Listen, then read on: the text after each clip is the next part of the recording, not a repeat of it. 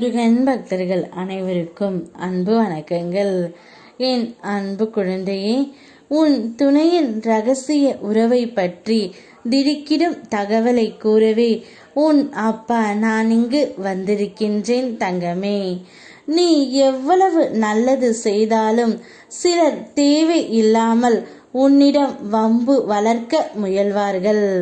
அதை விழிப்போடு இருந்து நீ தவிர்க்க முயற்சி செய். உன் கடமைகளை நீ சரியாக செய்து வருகின்றாய். அதை நான் பார்த்து கொள்கின்றேன்.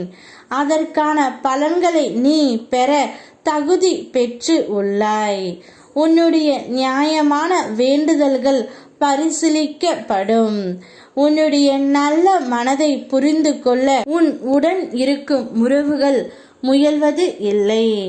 ஆனால் உன் மனதை நான் முழுதாக அறிவேன்.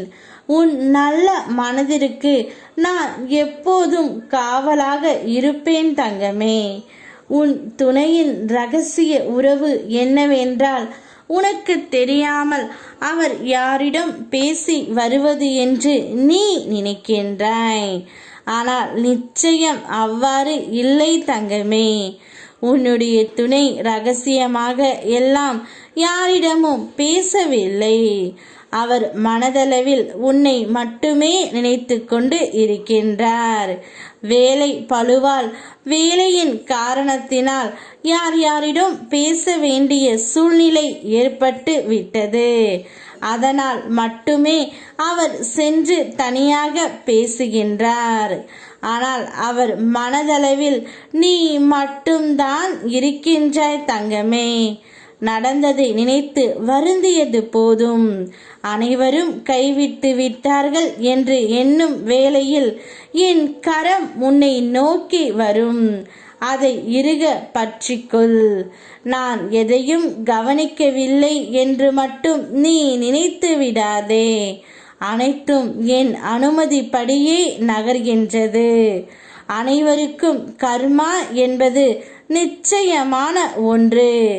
நீ யாருக்கு எதை செய்தாலும் அது இரட்டிப்பாக திரும்ப கிடைக்கும்.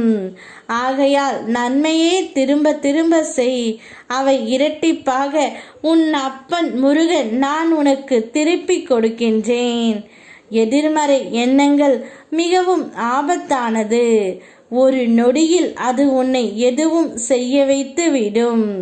எந்த மாதிரியான சூழல் வந்தாலும் என் துணை உனக்கு கிடைக்கும். என் துணை கொண்டு உன்னால் சமாளிக்க முடியும் என்பதை உனக்குள் சொல்லிக்கொள் தங்கமே. எதிர்மறை எண்ணங்கள் உனக்கு வேண்டாம். இப்பொழுது உன்னுடைய வாழ்க்கையில் மிக பெரிய மாற்றம் ஒன்று நடக்க காத்து கொண்டு இருக்கின்றது. நீ வாய் திறந்து சொல்ல முடியாத வேதனைகளை நான் கண் திறந்து பார்த்து கொண்டு இருக்கின்றேன். நிச்சயம் உன்னுடைய வேதனைகளுக்கு பலன் கிடைக்கும் தங்கமே. பிரார்த்தனைகள் வீண் போய்விடுமா என்று பயந்து விட வேண்டாம்.